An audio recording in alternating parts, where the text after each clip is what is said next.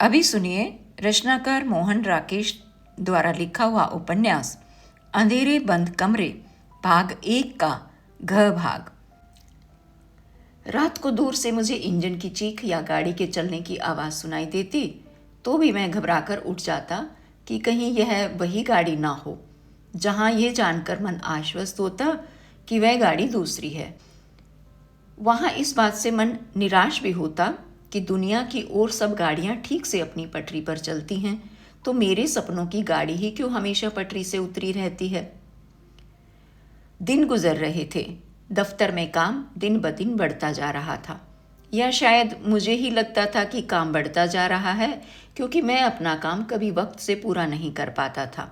उस मनस्थिति में मेरे लिए दिन और वार सब निरर्थक से थे और मुझे कुछ अनुमान नहीं था कि समय बहुत धीरे धीरे बीत रहा था या बहुत जल्दी जल्दी बीत रहा था।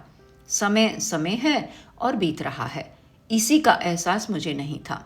मेरे लिए महीनों के 30 दिन एक दिन के बराबर थे और एक दिन 30 दिनों के बराबर, क्योंकि उनमें सब कुछ एक सा और एक तरह का था। और अगर कहीं गति थी तो उस पटरी से उतरे हुए इंजन में थी, जो कि न संभलता था न ही रुकने में आता था। मैं तो यहाँ तक चाहता था कि वह इंजन एक बार गिर कर टूट फूट ही जाए तो झंझट मिटे, मगर मेरे चाहने से ये भी तो नहीं होता था। आखिर हालात यहाँ तक पहुँच गए कि मैंने नींद की टिकिया लेकर सोना शुरू कर दिया। दिन में हल्की हल्की गर्मी होने लगती थी और रात को कसाबपुर में जो हवा आती थी उसमें जाने कहाँ से रात की रानी की गंध मिल जाती थी। बसंत की रातों शरीर से उठती हुई सौंधी गंध हर उम्र में मेरे मन एक अलग प्रभाव डालती रही है।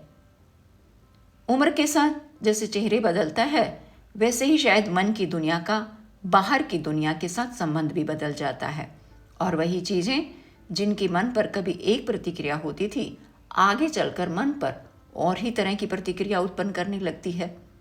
जाने उम्र के बढ़ने के साथ मन में कहाँ और क्या बदल जाता है कि वे पहले की अनुभूतियां अपनी होती हुई भी बहुत दूर की लगने लगती हैं, जैसे कि उनका अस्तित्व हमारे व्यक्तित्व का एक भाग ना होकर आईने में दिखते हुए चेहरे जैसे किसी और ही व्यक्तित्व का भाग हो। चलती गाड़ी में सैकड़ों मील पीछे छूटे हुए धुंध में लिपटे शहरों की तरह उनका अस्तित्व केवल उनके आभास में ही हो। बचपन में रात की रानी की गंध मन में एक विस्मय भर देती थी। पहाड़ी मजदूरों के डेरे से आती हुई बांसुरी की आवाज से मन की जमीन बहुत कोमल हो उठती थी और मन के अंदर से जाने कौन कौन से अंकुर बाहर फूटने के लिए व्याकुल होने लगते थे। विस्मय की उस उम्र में उस गंध में भीगा हुआ आकाश अपना सहयोगी लगता था और उसमें टिमटिमाते हुए तारे उसके हल्के फुल्के संकेत। आकाश नीचे को झुका झुका लगता था और आंखें उसमें बादलों के पशु और बादलों के दैत्य बनाती और मिटाती रहती थी। फिर जब कॉलेज में पढ़ते थे उन दिनों उस गंध का एक और ही अर्थ हो गया था। बैडमिंटन कोर्ट में सामने से आती हुई चिड़िया को जोर से जमीन पर दे मारने के लिए कलाई घूमती थी तो सूर्यास्त के वातावरण की वह गंध मन में एक विचित्र पुलक और उत्साह भर देती थी। लगता था दुनिया का सब कुछ अपने और केवल अपने लिए है। अपने ही लिए सूर्य उगता है, धूप ढलती है और हवा चलती है। कलाई तब तक घूमकर सामने से चिड़िया को रास्ते पर पा लेती थी और एक सामूहिक आवाज उस सुगंधित वातावरण में गूंज जाती थी, शॉट। मगर अब वही गंध न जाने कितनी गलियों और मोहल्ले लांघकर कसाबपुर की उस कोठरी में आती हुई अनायास ही मन को उदास कर देती थी।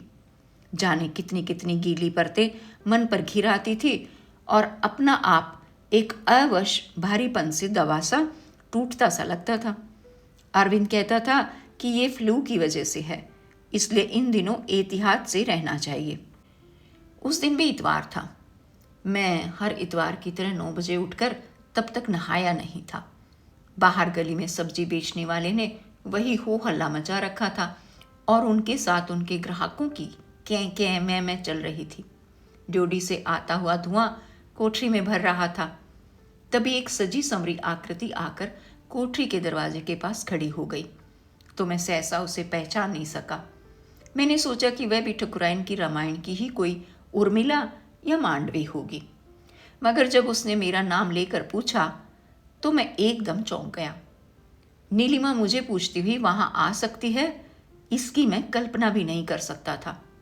मुझे शर्म भी आई, क्योंकि मैं जो बनियान पहने था वह 3 जगह से फटी हुई थी और लगातार 3-4 दिन पहनने से काफ़ी मैली भी हो रही थी। मुझे मन में बहुत अफसोस हुआ कि मैंने अपने नहाने का इरादा दूसरे दिन पर मुलतवी क्यों नहीं कर दिया, जैसे कि मैं करने की सोच रहा था। उससे कम से कम मैं अपनी कमीज तो पहने होता, जिससे वे बनियान छिपी रहती। देखिए, मधुसूदन यहीं पर रहते हैं। नीलिमा ने भी पहले मुझे नहीं पहचाना और मुझसे ना पूछकर जैसे किसी अजनबी से ही पूछा। ये विश्वास करने में उसे कुछ समय लगा कि उसके सामने खड़ा बनियान वाला आदमी मैं ही हूं। नीलिमा, तुम? मैंने अपनी घबराहट को छिपाने की चेष्टा में खासी बेतकल्लुफी के साथ कहा। तुम यहाँ कैसे पहुंच गई? मगर उसके कुछ कहने से पहले ही मुझे इस सवाल का जवाब मिल गया था। अपनी नीले पन्नों वाली डायरी उसने खोलकर हाथ में ली हुई थी। तुम यहाँ रहते हो? वह पांव रखने की पटरी से उचक कर कोठरी में आ गई। उफ, ये कैसी जगह तुमने ले रखी है? मैं भाई गरीब आदमी हूँ। मैं अपने संकोच को छिपाने की चेष्टा में एक हाथ बगल में दबाए हुए खूंटी से कमीज उतार कर पहनने लगा। मैं कभी सोच भी नहीं सकती थी कि तुम ऐसी जगह पर रहते हो, वह बोली। मैंने समझा था कि कसाबपुर कोई अच्छी खासी बस्ती होगी। It's horrible. ऐसी जगह पर इंसान रह कैसे सकता है? कैसे रह सकता है? मैं थोड़ा हंसा। तुमने देखा नहीं कि यहाँ कितने लोग रहते हैं? ऐसी जगह रहने के लिहाज से बहुत लोकप्रिय होती हैं। यहाँ 8 फुट और 10 फुट के रकबे में एक एक पूरा परिवार रहता है। इट्स हॉरिबल, उसने फिर कहा, और जाने सचमुच सिहर गई, या उसने सिहरने का अभिनय किया। मैंने ड्योढ़ी के दरवाजे की तरफ देखा तो वहां से ठकुराइन, गोपाल की माँ और कई छोटी लड़कियां कोठरी में झांक रही थी। मेरी नज़र पड़ते ही वे सब दरवाजे के पास से हट गई।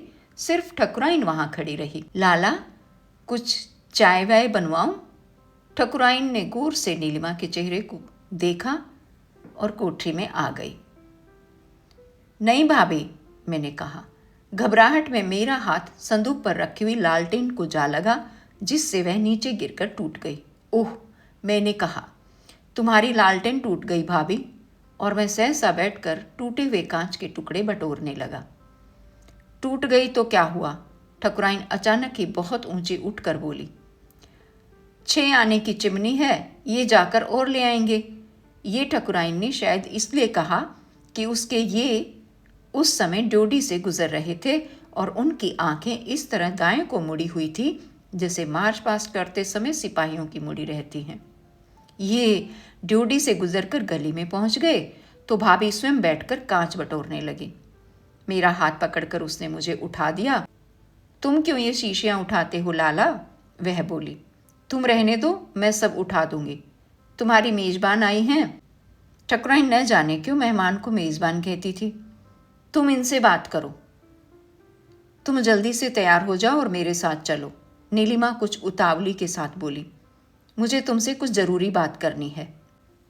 मैं अभी 1 मिनट में तैयार हुआ, कहकर मैंने किताबों के नीचे से अपना मुचड़ा हुआ सीलदार तौलिया निकाला और अंदर पंप की तरफ भाग गया। जब तक मैं तैयार हुआ तब तक घर के किराएदारों और कुछ मोहल्लेदारों की भीड़ ड्योढ़ी में जमा होकर अचंभे के साथ नीलिमा को देखती रही और उनमें न जाने क्या खुसर खुसर चलती रही। मैं शायद ही कभी इतनी जल्दी तैयार हुआ हूँगा जितनी जल्दी उस दिन हुआ, मगर फिर भी मुझे लग रहा था कि मुझे तैयार होने में बहुत समय लग रहा है और मुझे अपने आसपास की हर चीज़ पर गुस्सा आता रहा। मैंने जल्दी में सिर पर तेल भी नहीं लगाया और ऐसे ही रूखे बालों पर कंघी कर ली।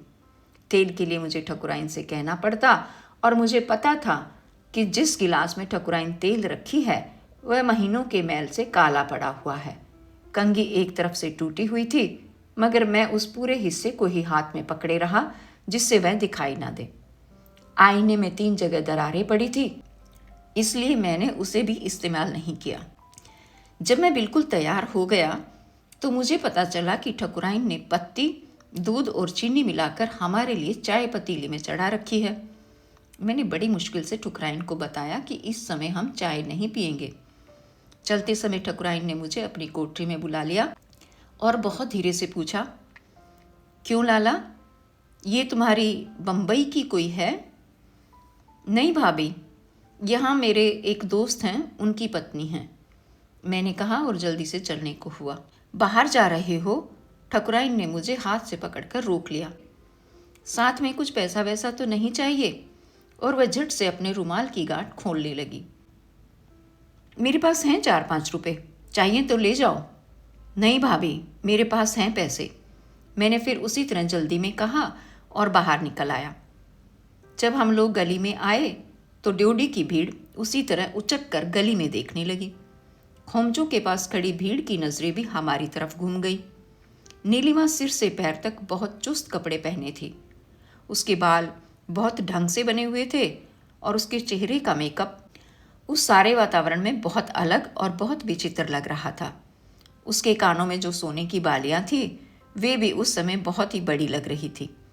नीलिमा ने चलते चलते मुझसे कहा, मुझे पता होता कि मुझे ऐसी जगह पर आना है तो मैं कभी ना आती। जब तुम नहाने चले गए थे तो एक मोटी सी औरत पता है मुझसे क्या पूछ रही थी?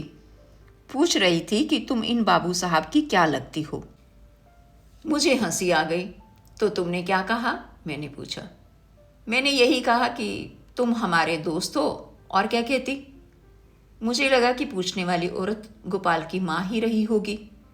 मुझे फिर हंसी आने को हुई, क्योंकि जिन दिनों मुझे बुखार चढ़ा था और मैं दिन भर कोठरी में अकेला पड़ा रहता था, उन दिनों गोपाल की माँ कभी कभी अचानक ही मेरे सिर पर आ खड़ी होती थी और आंखों से मेरे शरीर को निगलती हुई सी कहा करती थी, लाला जी, दिल्ली में तुम्हारी कोई दोस्त भी नहीं है जो बीमारी के दिनों में आकर तुम्हारा सिर दबा दिया करे? और फिर कहती थी मैं दबा दूं, और मैं बड़ी खुशामद से उसे सिर दबाने से रोकता था। ये जितनी औरतें और लड़कियां ड्योढ़ी में खड़ी थी वे सब की सब इसी घर में रहती हैं? नीलिमा ने पूछा। यही क्यों, इनके बाप, भाई और दूसरे बच्चे भी हैं। इतने लोग एक साथ एक घर में रहते हैं। मुझे उसका इस तरह पूछना अच्छा नहीं लगा। क्या सचमुच वह इस जिंदगी से इतनी दूर थी कि उसे इसका पता ही नहीं था, या वह सिर्फ बनने की चेष्टा कर रही थी? मेरे लिए तो यहाँ 10 मिनट रुकना भी मुश्किल हो गया था, उसने कहा और एक बार फिर से हिर गई। हम लोग खोमचों की भीड़ से निकलकर गली के नुक्कड़ पर आ गए थे। जब हम बस्ती हरफूल की तरफ मुड़े तो नुक्कड़ पर बैठा हुआ समूद पान वाला पान पर कत्था लगाता हुआ फजल पहलवान से, जो हड्डियों की एक मूठ होता हुआ भी इसलिए पहलवान कहलाता था कि वह पहलवानों के खानदान से था, कहने लगा, पहलवान, औरतें हैं तो बस नई दिल्ली की, अपने मोहल्ले की औरतें तो बस गायें भैंसे हैं, जैसे गां दूहली वैसे। बस्ती हरफूल की अपेक्षाकृत चौड़ी गली में आकर नीलिमा ने कुछ आराम की सांस ली और कंधे सिकोड़कर इस तरह जैसे वह अंधेरे कुएं से बाहर निकली हो कहा, उफ। हम जब सड़क पर आ गए तो भी काफी देर उसका ध्यान अपने सैंडलों पर लगे हुए कीचड़ से नहीं हटा। घर पहुंचकर नीलिमा ने पहले चाय बनाई और एक प्याली पी चुकने के बाद कस्सापुर की गली को जैसे अपने दिमाग से बुहारती हुई बोली, मैं आज तुम्हारे पास इसलिए गई थी कि मैं एक उलझन में हूं और फैसला नहीं कर पा रही थी कि मुझे क्या करना चाहिए। तुमसे मैंने कहा था कि कभी यहाँ आना, मगर तुम आए ही नहीं। आजकल दफ्तर में काम बहुत बढ़ गया है, मैंने कहा, इसलिए शाम को मैं कई बार बहुत देर से वहां से उठता हूं। और यह बात गलत भी नहीं थी। अभी पिछले दिनों ही मैं शनिवार होने के बावजूद 6:30 बजे दफ्तर से निकला था और तब भी अभी 1.5 फार्म के प्रूफ अगले दिन पढ़ने के लिए छोड़ आया था। हरबंस ने मुझे लिखा है कि मैं वहां चली आऊं, मगर मैं तय नहीं कर पा रही हूं कि मुझे जाना चाहिए या नहीं, वह बोली। उसने तुम्हें वहां आने के लिए लिखा है? मुझे हैरानी हुई कि हरबंस ने जो मुझे अपना इरादा बताया था वह इतनी जल्दी कैसे बदल गया। इधर मैंने मैसूर जाने का सारा इंतज़ाम कर लिया है। अगर मैं अब न जा सकी तो फिर कभी नहीं जा सकूंगी। मैं जानती थी कि हरबंस वहाँ जाकर बहुत अकेला महसूस करेगा, मगर तुम जानते ही हो कि मैंने जानबूझकर उसे जाने से नहीं रोका था। मैं यही सोचती थी कि अलग रहकर उसका दिमाग कुछ शांत हो जाएगा और मैं भी इस बीच अपनी भरतनाट्यम की ट्रेनिंग पूरी कर लूँगी। मुझे मैसूर में बहुत अच्छे गुरु के पास सीखने का मौका मिल रहा है और मैं इस मौके को खोना नहीं चाहती। तुम्हें मैसूर में कितने दिन लगेंगे? 6 महीने तो कम से कम लगेंगे ही। मेरे लिए ये मौका बहुत कीमती है। फिर मुझे जीवन में सचमुच ऐसा मौका नहीं मिलेगा, मगर मैं ये सब छोड़कर उसके पास जा भी सकती हूँ अगर मुझे विश्वास हो कि मेरे वहाँ जाने से उसे खुशी मिलेगी। यही बात है जो मैं तय नहीं कर पा रही हूँ। मगर तुमने कुछ तो सोचा होगा। मैं बहुत सोचकर भी कुछ फैसला नहीं कर सकी। हरबंस के जाने के बाद मुझे यहाँ कोई भी ऐसा व्यक्ति नज़र नहीं आता जो मुझे ठीक सलाह दे सके। जब हरबंस यहाँ था तो लगता था कि यहाँ बहुत से लोग हैं जो अपने हैं। उसके जाने के बाद सभी लोग बहुत पराये से हो गए हैं। श्री मोहन मुंबई चला गया है और तुम हो जो कभी दिखाई ही नहीं देते। मेरे पास तो आजकल काम बहुत है, वरना वजह कुछ भी सही, मगर मैंने नहीं सोचा था कि हरबंस के जाने के बाद मैं इतनी अकेली रह जाऊंगी। ले देकर एक ही आदमी है और वह है सुरजीत। सुरजीत के नाम से मैं सहसा खामोश हो गया। मुझे डर लगा कि मेरी आंखों के सामने फिर धुंध के गोले ना तैरने लगे। तुमने सुरजीत से सलाह की थी? मैंने अपने गले में उगते हुए कांटों को निगल कर पूछा। उससे मैं क्या सलाह कर सकती हूँ? वह तो आदमी ही ऐसा है कि... क्यों? सहसा मेरे दिल की धड़कन कुछ तेज हो गई और मैं कुर्सी पर थोड़ा आगे को सरक आया। मैं उस आदमी को ज़्यादा पसंद नहीं करती, मगर वह जैसा भी है, मैं उस आदमी को ज़्यादा पसंद कर ही नहीं सकती। मगर हरबंस उससे कह गया कि वह उसके पीछे हम लोगों की देखभाल करता रहे। अच्छा, मगर जहाँ तक मैं उस आदमी को जानता हूँ, और मैंने अपनी ज़बान को रोक लिया। मुझे लगा कि मुझे उस विषय में टिप्पणी नहीं करनी चाहिए। मुझे वह आदमी अच्छा नहीं लगता, नीलिमा बोली, मगर शुक्ला की वजह से मैं उसे बर्दाश्त कर लेती हूँ। शुक्ला के लिए तो हरबंस की बात से बड़ी कोई बात नहीं है ना, क्योंकि हरबंस कह गया है, इसलिए वह समझती है कि दुनिया में कोई अच्छा आदमी है तो वह सुरजीत ही है। मगर तुम्हें वह अच्छा क्यों नहीं लगता? मुझे? वह कठिनाई से अपनी ऊँश्वास को दबाकर बोली, ऐसी खास वजह कुछ भी नहीं है। मुझे वह आदमी वैसे ही अच्छा नहीं लगता। अगर मुझे शुक्ला के विरोध का ख्याल न होता तो मैं उसे ज़्यादा घर में आने जाने ना देती, मगर वह शुक्ला के कहने पर अपना रिकॉर्ड प्लेयर यहाँ रख गया है और उसके लिए और भी छोटी छोटी चीज़ें खरीदता रहता है। इसलिए वह समझती है कि हरबंस के बाद दुनिया में कोई अच्छा आदमी है तो वही है। मगर हरबंस तो रिकॉर्ड प्लेयर के लिए कहता था कि... तुम हरबंस की बातों को जाने दो। वह सबसे यही कहता था कि सुरजीत ये रिकॉर्ड प्लेयर जबरदस्ती यहाँ रख गया है। पर बात सच यही है कि शुक्ला ने उससे कहा था, इसलिए वह रिकॉर्ड प्लेयर यहाँ छोड़ गया है। शुक्ला देखने में बड़ी लगती है, मगर उसका दिमाग उसकी उम्र के लिहाज से भी बहुत छोटा है। जैसे बच्चे खिलौने को ही सब कुछ समझते हैं, उसी तरह वह भी छोटी छोटी चीज़ों को ही सब कुछ समझती है। कोई उसे लॉलीपॉप्स का पैकेट ले दे तो वह अब भी बहुत खुश होती है। अचानक वह बात करते करते रुक गई और पल भर मेरे चेहरे की तरफ देखकर बोली, अरे तुम्हें क्या हुआ है? तुम्हारा चेहरा इस तरह जर्द क्यों हो रहा है? तुम्हारी तबीयत तो ठीक है ना? मैं चाय की एक प्याली और लूँगा, मैंने किसी तरह अपने को संभालते हुए कहा। मैं तुम्हारे लिए गर्म चाय लाती हूँ और साथ ही तुम्हें हरबंस की चिट्ठियाँ भी पढ़ने के लिए देती हूँ। वह उठती हुई बोली, तुम सलाह दो कि मुझे क्या करना चाहिए। थोड़ी देर में चाय की दूसरी प्याली उसने बनाकर मेरे सामने रख दी और हरबंस की चिट्ठियों का पलिंदा मेरे हाथ में दे दिया। वे चिट्ठियाँ आज भी नीलिमा के पास सुरक्षित हैं और उसकी अनुमति से मैं उन्हें यहाँ उद्धृत कर रहा हूँ। पहले उसने चिट्ठियों के कुछ अंश मोड़ देने चाहे, मगर बाद में ये ख्याल छोड़ दिया। तुम पढ़ रहे हो तो सभी कुछ पढ़ लो, उसने कहा। इसमें छिपाने को ऐसा क्या है? वही बातें हैं जो एक पति अपनी पत्नी को लिख सकता है। मैं एक एक करके उन चिट्ठियों को पढ़ने लगा।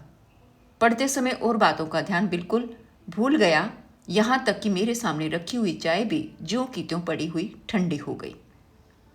जितनी देर मैं पढ़ता रहा था उतनी देर नीलिमा आंखें फैलाए मेरे चेहरे की तरफ देख रही थी, जैसे कि वह उस बीच मेरे चेहरे के मजमून को पढ़ती रही हो। उसकी आंखों में उत्सुकता के साथ एक आशंका नजर आ रही थी और उस आशंका में मिली जुली एक उदासीनता। तो उसने कहा।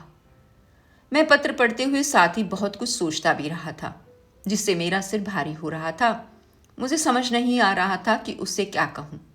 मैं कुछ क्षण खिड़की की तरफ देखता रहा, वहाँ जहाँ से एक दिन नन्हे नन्हे सफ़ेद पंख हवा में तैरते हुए नीचे आ रहे थे, मगर उस समय वहाँ पंख नहीं उतर रहे थे, केवल धूप में चमकते हुए जर्रे ही नजर आ रहे थे। तुम्हारा ख्याल है मुझे चली जाना चाहिए? उसने इस तरह पूछा जैसे मेरे हाँ या ना कहने पर ही सब कुछ निर्भर करता हो। मेरा ख्याल है कि चली जाना चाहिए, मैंने कहा। अगर रुपए का प्रबंध हो सकता है तो और कोई बाधा तुम्हें नहीं होनी चाहिए। रुपए का प्रबंध तो हो जाएगा, वह बोली। बीजी मुझे मैसूर जाने के लिए जो पैसे दे रही है उनसे लंदन तक तो पहुंचा ही जा सकता है, मगर सवाल तो उसकी बात का है। मतलब उतने पैसे में तुम दोनों लंदन पहुंच जाओगी। सवाल लंदन के खर्च का है। मैं अपने मन को अनिश्चितता से दूर कर लेना चाहता था। वह लंदन जाएगी तो क्या अकेली ही जाएगी या दोनों से? तुम्हारा मतलब मुझसे और शुक्ला से है, वह बोली। शुक्ला वहां कैसे जा सकती है? वह तो हर हालत में बीजी के पास ही रहेगी। मैं अगर वहां गई तो हरबंस की वजह से जाऊंगी। शुक्ला को बीजी क्यों जाने देंगी? वह अभी पढ़ रही है और कल को उसका ब्याह भी करना है। लंदन में हमसे अपना खर्च ही नहीं उठाया जाएगा, उसकी पढ़ाई का खर्च हम कैसे उठाएंगे? पढ़ाई छोड़कर वह वहां चली जाए इसलिए कि हमारे साथ रह सके, इसमें क्या तुक है? हरबंस तो पागल है जो ऐसी बात सोचता है। मैंने फिर चिट्ठियों के पुलिंदे की तरफ देखा, जैसे कि उन पुलिंदे की जगह स्वयं हरबंस मेरे सामने हो और मुझे उससे अनुरोध करना हो कि जैसे भी हो सके वह नीलिमा के साथ शुक्ला को भी जरूर लंदन बुला ले, जिससे वह 4-5 साल वहां काट ले, ताकि इस बीच। तुम्हारी चाय ठंडी हो गई है, नीलिमा बोली। तुम मुझे सोचकर ठीक राय दो, मैं तब तक तुम्हारे लिए और चाय बना लाती हूं। कह नहीं सकता था कि वह मेरी वजह से उठकर चली गई या अपनी वजह से ही। मैंने चिट्ठियों के पुलिंदे को फिर उठा लिया और इस तरह एक एक पन्ने को पलटने लगा, जैसे परीक्षा से पहले एक परीक्षार्थी जल्दी जल्दी अपनी पाठ्य पुस्तक को देखता है। मुझे आश्चर्य हो रहा था कि क्या वे सब पत्र हरबंस के ही लिखे हुए हैं, उस व्यक्ति के जिसकी फाइलों में आधी हिंदी और आधी अंग्रेजी में लिखे हुए कितने ही उलझे हुए पन्ने मैंने देखे थे। उन पन्नों के अटपटे और उलझे हुए वाक्यों का लेखक ये सब कैसे लिख सकता था? उसकी फाइलों में तो हर वाक्य के ऊपर लाल पेंसिल से एक प्रश्न चिन्ह बना हुआ था। और इन पत्रों में क्या वे पत्र उसके अंदर के किसी और व्यक्ति ने लिखे थे, या कि उसके अंदर की झटपटाहट ने स्वयं ही अपने लिए मार्ग बना लिया था और वह बिना जाने ही वह सब लिख गया था? क्योंकि वह ढंग से संवार कर लिखने का प्रयत्न करता तो जरूर उन्हें भी अपनी फाइलों के पन्नों की तरह अटपटा बना देता। यदि वे पत्र इतने व्यक्तिगत ना होते तो शायद मैं यह भी सोचता कि उसने किसी और की फाइल से ही उड़ाए हों। तुम्हारे साथ और तुम्हारे बिना दोनों ही तरह जिंदगी मुझे असंभव प्रतीत होती है। यहाँ तो बर्फ है, कोहरा है और धुआं है। लगता है जैसे ये शहर ठोस धुएं का ही बना हो। मेरे अंदर कहीं एक खालीपन है जो धीरे धीरे इतना बढ़ता जा रहा है कि मेरे व्यक्तित्व के सब कोमल रेशे झड़ते जा रहे हैं। मैं केवल छानबीर और छिछालेदार ही रह सकता हूँ, कुछ निर्माण नहीं कर सकता। यदि तुम्हें नृत्य में सचमुच इतनी रुचि है तो तुम समझती हो कि तुम अपने में इस कला को इतना विकसित कर सकती हो कि वह सच्चे सौंदर्य का प्रतीक बन जाए, तो वह भी मेरे लिए एक मार्ग हो सकता है उस उपलब्धि तक जाने का जिसे मैं स्वयं नहीं समझता। क्या यह उसी हरबंस की भाषा थी? नीलिमा चाय ले आई तो मैंने पुलिंदा फिर रख दिया और दोनों हाथों की उंगलियां उलझाकर कुछ सोचता हुआ सा बैठा रहा। नीलिमा अपने ढंग से शरीर को एक लचक देकर बैठती हुई बोली, मैं आज ही उसे उत्तर देना चाहती हूँ, क्योंकि मुझे मैसूर जाना हो तो 1-2 दिन में ही मुझे चली जाना चाहिए, जिससे मैं सर्दियों में यहाँ आकर एक आध प्रदर्शन भी कर सकूं। तुम बताओ, तुम्हारा अपना मन क्या कहता है? मैं अपने आप सोचकर तय कर सकती तो तुम्हें बुलाने के लिए इतनी दूर क्यों जाती?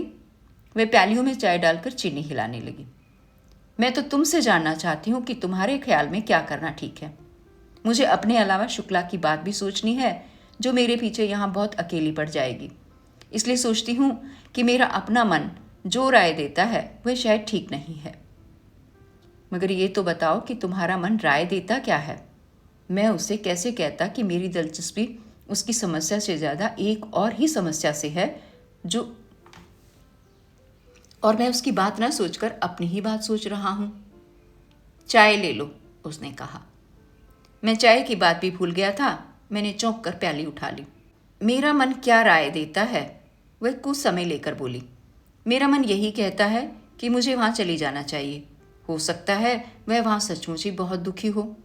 मेरी भी यही राय थी, मैंने कहा। सोचा कि शायद इतने से अब वह प्रकरण समाप्त हो जाएगा और मैं दूसरी बात सोचता रह सकूंगा। तुम सचमुच यही सोचते हो कि मुझे वहाँ चली जाना चाहिए? नीलिमा के लिए मगर बात अब भी वहीं थी जहाँ पत्र मुझे पढ़ने के लिए देने से पहले थी। क्यों? क्या यह ठीक नहीं है? तुम भी तो यही कह रही थी। मैं हरबंस के अकेलेपन की बात सोचकर कह रही थी। मगर तुम ये भी तो सोचो कि मेरे लिए मैसूर जाकर सीखने का यही एक चांस है। हाँ, ये भी बात है।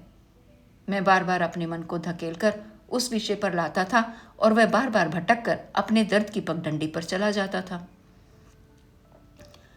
हरबंस ने अपने 1 अप्रैल के पत्र में लिखा भी है कि मैं अपनी कला का ठीक से विकास कर सकूं तो उसे बहुत खुशी होगी।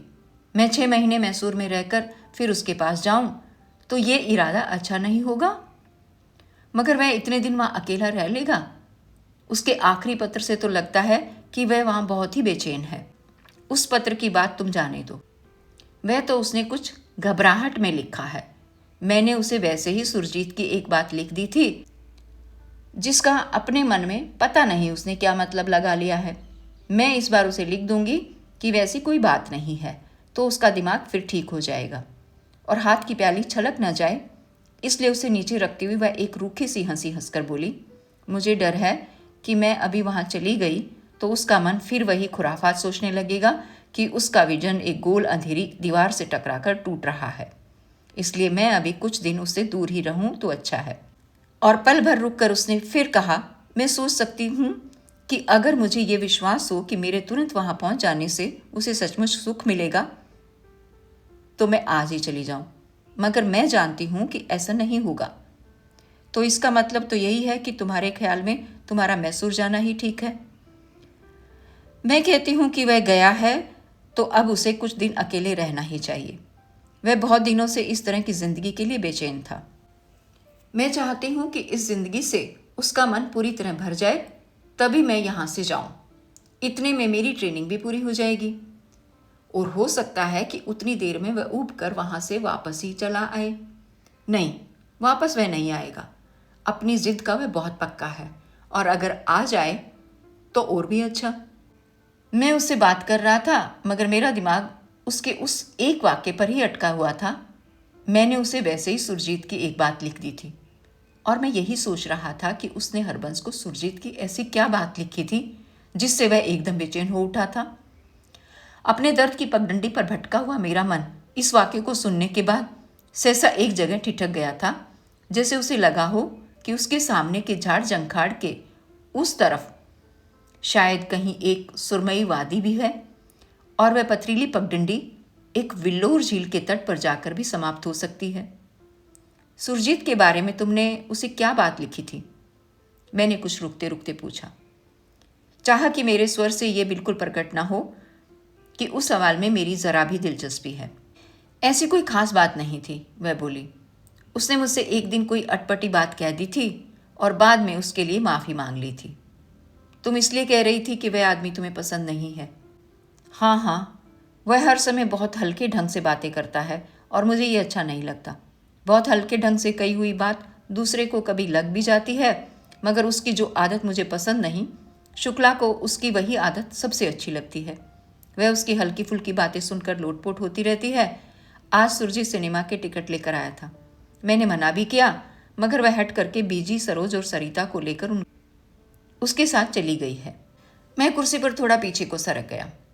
झाड़ियों के उस पार से झील से ऐसा अदृश्य हो गई थी और पगडंडी इतनी बीहड़ हो गई थी कि मेरे लिए अपने को झेलना कठिन हो गया था। क्या बात है, तुम्हारी तबीयत ठीक नहीं है? नीलिमा ने पूछा। नहीं, तबीयत ठीक है, मैंने कहा। रात को ठीक से सोया नहीं, इसलिए आंखें कुछ भारी हो रही हैं। तुम्हें कोई टिकिया दूं? आजकल फ्लू से अपने को बचाते रहना चाहिए। मुझे इससे अरविंद की और अपनी कोठरी की याद हुई और मेरी आंखों का भारीपन अपने आप कम होने लगा। नहीं, दवाई की ज़रूरत नहीं, मैंने कहा। यह सिर्फ उनींदेपन की वजह से है, रात को सोकर ठीक हो जाऊंगा। फिर भी एक टिकिया मैं तुम्हें दे देती हूँ, कहती हुए उसी तरह लचक के साथ उठी और अंदर चली गई। मैं कुछ देर आंखें बंद किए बैठा रहा। फिर बाहर अहाते में पैरों की आहट सुनकर मैंने आंखें खोल ली। शुक्ला और सब लोग सिनेमा से लौट आए थे। सरिता सबसे आगे थी और सुरजीत सबसे पीछे। मैं उस मनस्थिति में सुरजीत से तो बिल्कुल ही नहीं मिलना चाहता था, मगर उस समय वहां बैठे रहने के सिवा और कर भी क्या सकता था। सुरजीत भी मुझे देखकर दरवाजे के पर्दे के पास ही ठिठक गया। हेलो, उसने कहा, तुम यहाँ हो? और फिर मुझे बिल्कुल भूल कर बीजी से बोला, अच्छा बीजी, मैं अब चल रहा हूँ। एक ऑस्ट्रेलियन संवाददाता आया हुआ है, उसके साथ मेरा चेम्सफोर्ड क्लब में खाना है। अगर हो सका तो मैं शाम को आकर आपकी दांतों की दवाई ले आऊँगा। नहीं आ सका तो कल दिन में दे जाऊँगा।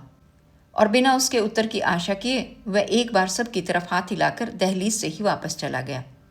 कहिए जी, शुक्ला ने पास से गुजरते हुए मुझसे कहा और बड़ी मेज से अखबार उठाकर अंदर चली गई। सरोज और सरिता पहले ही चली गई थी। आप कब से आए हुए हैं? बीजी ने चलते चलते पूछ लिया। नीलिमा ने आपको चाय वाय पिलाई कि नहीं? और मेरे सिर हिला देने पर वे भी कर्तव्य से मुक्त होकर अंदर चली गई। मैं जब अकेला रह गया तो मेरा मन हुआ कि मैं चुपचाप उठकर वहां से चला जाऊं, मगर तभी नीलिमा अंदर से आ गई। ये रही तुम्हारे लिए दवाई की टिकिया, उसने कहा। बीजी की रखी हुई चीज़ें मुझे कभी मिलती ही नहीं, अब सरोज ने आकर निकाल कर दी है। चाय की प्याली में जो 2 घूंट बचे थे, उनके साथ मैंने टिकिया जल्दी से निगल ली और तुरंत ही वहां से चलने के लिए उठ खड़ा हुआ। तुम जा रहे हो? नीलिमा कुछ आश्चर्य के साथ बोली। हाँ, मुझे एक काम याद आ गया है, मैंने कहा। 1 बजे मुझे किसी के यहाँ पहुँचना है। तो अब किस समय मिलोगे? मुझे तो अभी तुमसे और भी बातें करनी थी। मैं कल या परसों किसी समय फिर आ जाऊँगा। तुम शाम को ही क्यों नहीं आते? मैं तुमसे बात करने के बाद ही हरबंस को चिट्ठी लिखूंगी। देखो, कोशिश करूँगा, अगर आ सका तो। नहीं, कोशिश की बात नहीं, तुम्हें ज़रूर आना है। मुझे एक और भी ज़रूरी बात करनी है। वैसे तुम्हारा यही ख्याल है ना कि मुझे 6 महीने मैसूर में रहकर ही हरबंस के पास जाना चाहिए? हाँ, यही ठीक है, मगर शाम को तुम्हें आना ज़रूर है। उसे चिट्ठी मैं उसके बाद ही लिखूंगी। अच्छा, देखो भूल नहीं जाना। मैं तब तक दरवाजे के पास पहुंच गया था। उसने मेरे बाहर निकलने के लिए पर्दा उठा दिया। नहीं, भूलूंगा नहीं। शाम को मैं तुमसे काफ़ी पीऊँगी, ठीक है? हाँ, ठीक है। तो किस समय तक आओगे? 6 बजे तक? हाँ, 6 बजे तक आ जाऊँगा। अच्छा। मैं बाहर निकल आया तो उसने पर्दा गिरा दिया, मगर 6 बजे मैं उससे मिलने नहीं गया। उस शाम मैं कहीं भी नहीं गया। हालांकि रात होने तक मैंने लगभग सारी दिल्ली की खाक छान ली। मैं कहाँ कहाँ गया मुझे ठीक याद नहीं। जो बस जहाँ तक ले गई उसमें वहाँ तक चला गया और लौटने के लिए जो बस मिली उसमें बैठकर उसके टर्मिनल पर जा उतरा। खाने को जहाँ जो मिला वह मैंने कई बार बिना भूख के भी खा लिया। उस दिन की मुझे इतनी ही याद है कि कुछ देर मैं राजघाट जाकर बैठा रहा।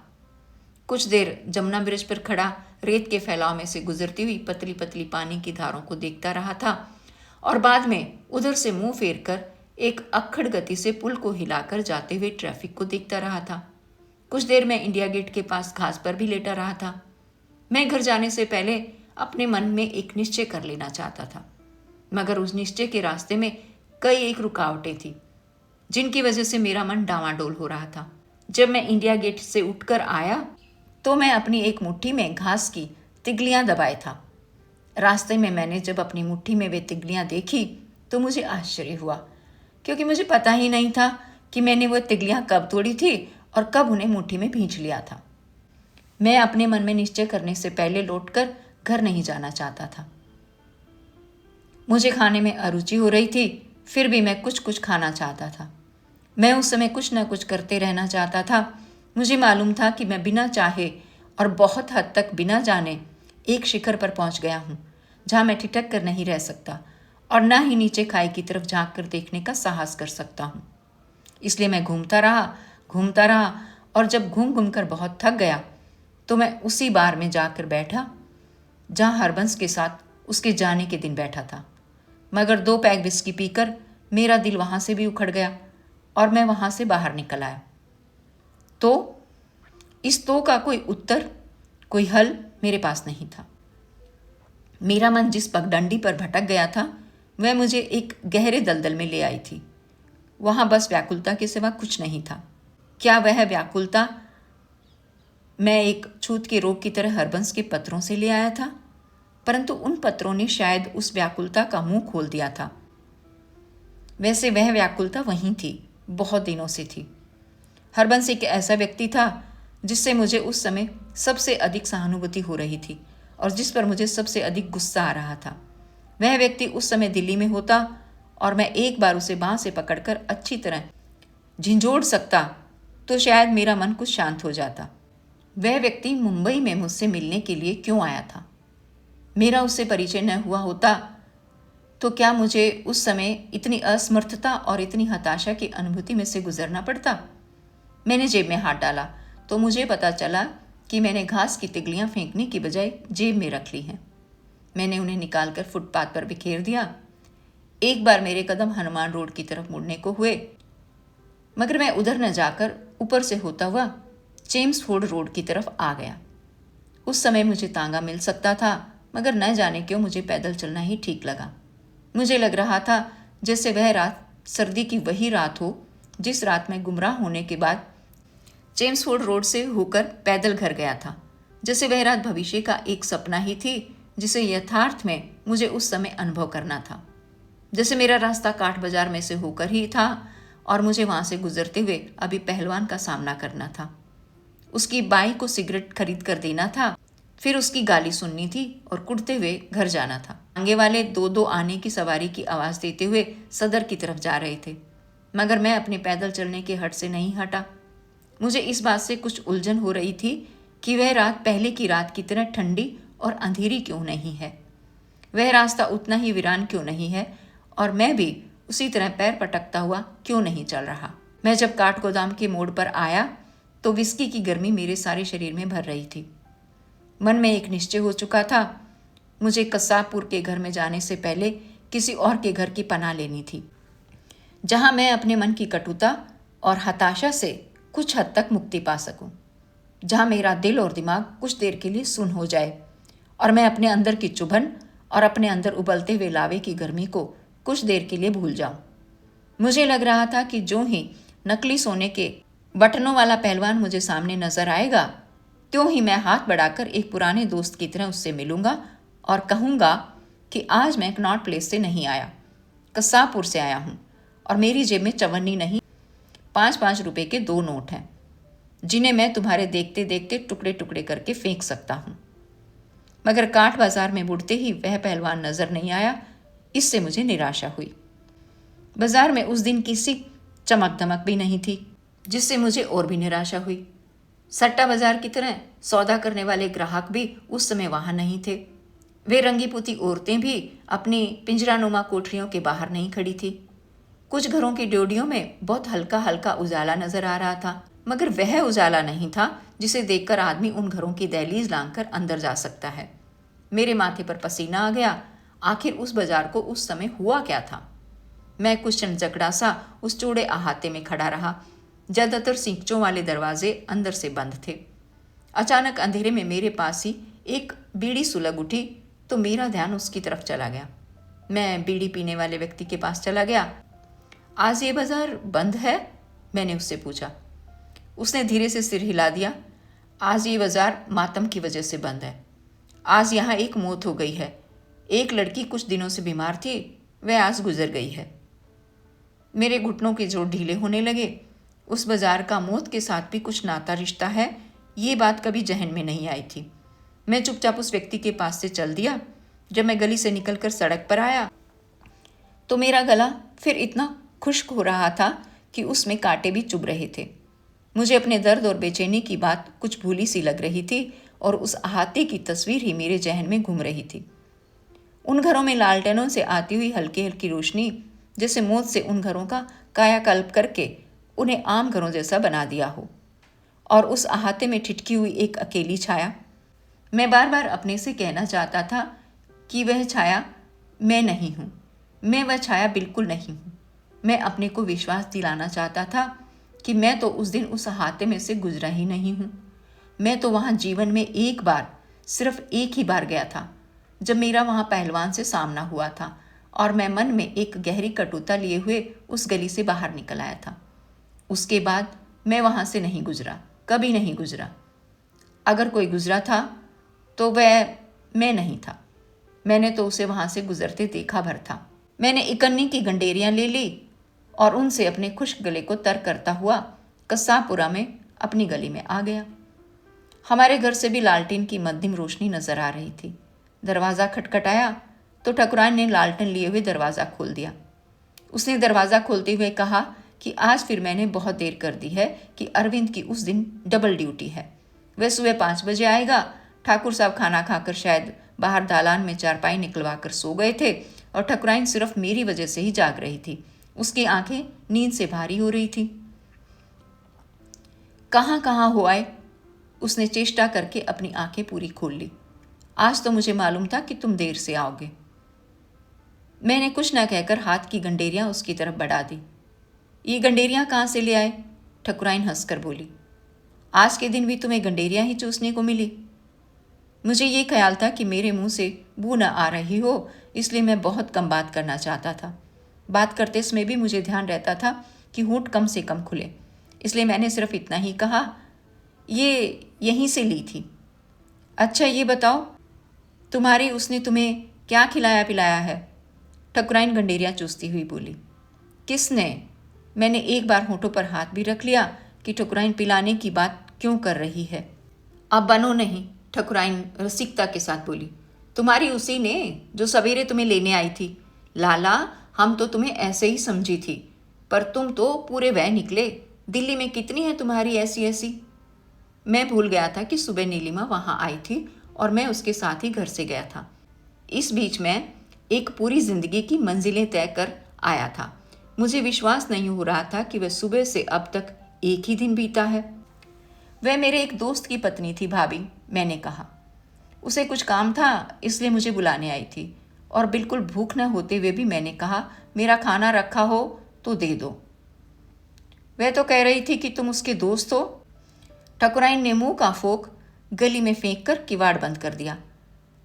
अब हमसे छिपाओगे तो हम तुमसे कभी बात नहीं करेंगे। भाभी वह मेरे दोस्त की पत्नी थी और मैं सहसा मेरे दिमाग में फिर कोई चीज़ लहरा गई और मैं ठुकराइन की तरफ देखता रह गया। ठुकराइन उस समय इतनी उजली कैसे लग रही थी। तुम मेरा खाना दे दो, मैंने कहा। मैंने तो तुम्हारे लिए खाना आज बनाया ही नहीं, ठकुराइन बोली। मैंने सोचा कि अपनी दोस्त के साथ गए हो तो वहाँ से खा पी कर ही आओगे। मैं तो इसलिए बैठी थी कि कहीं तुम्हारे दोस्त तुम्हें छोड़ने आ जाएं तो घर में बिल्कुल अंधेरा ही दिखाई ना दे। तुम मुझे पहले बता देते तो मैं सवेरे उठते ही तुम्हारे कमरे को ठीक कर छोड़ती। मैं भी उस वक्त गंदे कपड़े पहने बैठी थी, मुझे क्या पता था। सचमुच मुझे बहुत ही शर्म आई। अब मैंने इसलिए तुम्हारे वाली वह साड़ी निकाल कर पहन ली थी कि क्या पता वह फिर तुम्हारे साथ चली आए। मेरा ध्यान इस तरफ नहीं गया कि ठकुराइन नई साड़ी बांधे हुए। पहली तनख्वाह मिलने के दिन ही मैं उसके लिए 6 रुपये में वह साड़ी खरीद लाया था और तब से शायद वह उसके ट्रंक में बंद ही पड़ी थी। ठकुराइन की बात से मेरे दिमाग में दिन भर की घटनाएं फिर ताज़ा होने लगी थी और मेरे दिमाग में एक भंवर सा घूम रहा था। मेरे अंदर का लावा, मेरी भूख, मेरा दर्द फिर मेरे अंदर तड़पने लगे। मैं कई क्षण जड़ सा चुपचाप ठकुराइन की तरफ देखता रहा। लालटेन की रोशनी में उसका खिला हुआ चेहरा बहुत ही मासूम लग रहा था और उसके चेहरे की झाइयाँ उस समय न जाने कहाँ गायब हो गई थी। वह अपनी उम्र से बहुत छोटी लग रही थी। मुझे अपना गला फिर बहुत खुश्क लगने लगा और मेरे माथे से नसें फड़कने लगी। तो खाना सचमुच नहीं है? मैंने कहा। तुम क्या सचमुच भूखे आए हो? ठकुराइन जैसे मेरी भूख का अनुमान लगाने के लिए एक कदम पास आ गई और उसके चेहरे पर अपराध की छाया घिर आई। मैं तो सच नहीं सोचा था कि तुम खाकर नहीं आओगे। अगर नहीं बना तो रहने दो, मैंने कहा। मुझे ऐसी भूख नहीं। अगर भूख हो तो मैं अभी बना देती हूँ। ठकुराइन मेरे बहुत पास आकर खड़ी थी। मेरी कनपटियाँ फड़क रही थी और आंखों से चिंगारियाँ सी निकल रही थी। मेरे मन में कोई चीज़ कुलाचे भर रही थी। मुझे आश्चर्य हो रहा था कि ठकुराइन इतनी छोटी, इतनी मासूम और इतनी सुंदर होती हुई भी पहले ऐसी क्यों नहीं लगती थी। सहसा मेरा एक पैर थोड़ा लड़खड़ा गया और मैंने अपना हाथ ठकुराइन के कंधे पर रख दिया। अब रहने दो ना, मैंने कहा। गरम बनाने का तरद्दू क्या करोगी? मगर मेरा हाथ कंधे पर कसते ना कसते ठकुराइन ने अपना कंधा छुड़ा लिया और एकदम छिटक कर कई कदम दूर जा खड़ी हुई। उसकी आंखें गुस्से से लाल हो गई। तो तुम आज सचमुच पीकर आए हो? उसने कुछ सख्त स्वर में कहा। मुझे पहले ही पता था। मैं हतप्रभ सा खड़ा उसकी तरफ देखता रहा तो उसने कहा, अब सो जाओ, रात बहुत हो गई है। और उसने अपनी कोठरी में जाकर उसी क्षण अंदर का किवाड़ बंद कर लिया। मैं जहाँ खड़ा था कई क्षण पत्थर के बुत की तरह वहीं खड़ा रहा। शायद बहुत देर खड़ा रहा, क्योंकि समय का ज्ञान उस समय मुझे बिल्कुल नहीं रहा था। मुझे इतना ही याद है कि कुछ देर बाद बाहर से ठाकुर साहब की आवाज़ सुनाई दी थी, सरस्वती, एक गिलास पानी दे जा। और ठकुराइन ने कोठरी में से कहा था, ला रही हूँ। फिर कुछ देर की गहरी खामोशी के बाद कोठरी का किवाड़ खुला था और ठकुराइन की लड़की निम्मा आंखें मलती हुई आकर मेरे पास से लालटेन उठाकर ले गई थी। उसके अगले ही दिन मैंने नौकरी से त्यागपत्र दे दिया। दिल्ली छोड़ने से पहले मैं फिर हनुमान रोड पर नहीं गया। जिस दिन मैं दिल्ली से चला उस दिन बत्रा मेरी जगह 160 वाली कुर्सी पर आ गया था। 4 साल बाद जब मैं एक दिन दिल्ली के लिए आया और पत्रिका के कार्यालय में लोगों से मिलने के लिए गया तो बत्रा 175 वाली कुर्सी पर बैठा था, क्योंकि लक्ष्मी नारायण भी इस बीच प्रधान संपादक बनने का मोह छोड़कर वहां से चला गया था। मगर उस बार आने पर ठकुराइन के घर मिलने जाने का मेरा हौसला नहीं हुआ। अंधेरे बंद कमरे उपन्यास भाग 1 यहाँ समाप्त होता है। अगले अंक में पढ़ेंगे इस उपन्यास का भाग 2।